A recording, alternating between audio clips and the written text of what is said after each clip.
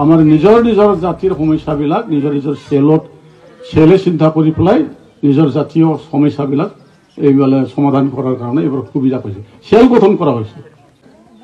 নাখায়াতো মানুষ কাম কৰিব নাপায় হাল কৰিলেও তো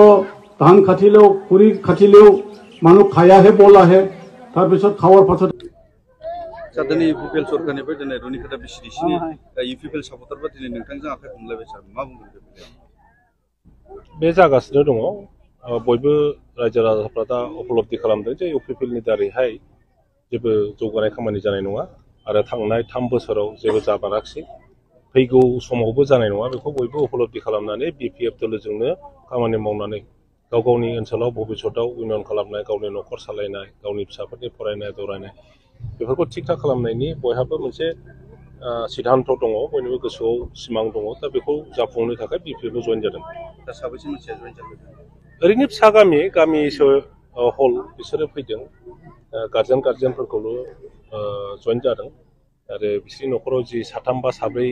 मानसिफोर दङ बिसोरो गार्जेना जाबाय नालाय बिसोरो गासिबो जाजोब्बाय होननानै हमनानै लानाय बेखौ फुब खान्थालमुरि होनना बुङो बे खान्थालमुरिनि ओरैनो फिसाथार गामि आदिबासि गामि आरो बर' न'खरब्रै न'खरबा दङ बिसोर गासिबो जयैनो फैबाय सार इएम रन्जित बसुमतारिया नोंथांखौ 17 बोसोराव खामायनाय थाखाखौ जमायनानै संसार जानो सोलोंदों होननानै बुंदों सार बेनि बेलायाव मा बुंगोन सार बेफोरखौलाय माथो बुंलायलायनो सोरबाया माबा मोनसे बुंब्ला आरोबाव बेनि उल्था माबा मोनसे बुंनांगौ होननानै आं साना बिथाङा गावनि बिबेकजों बुंदों गतिके बेखौ बुंनानैनो आंखौ माबा मोनसे बुंनो निस्सय इसारा होदों गतिके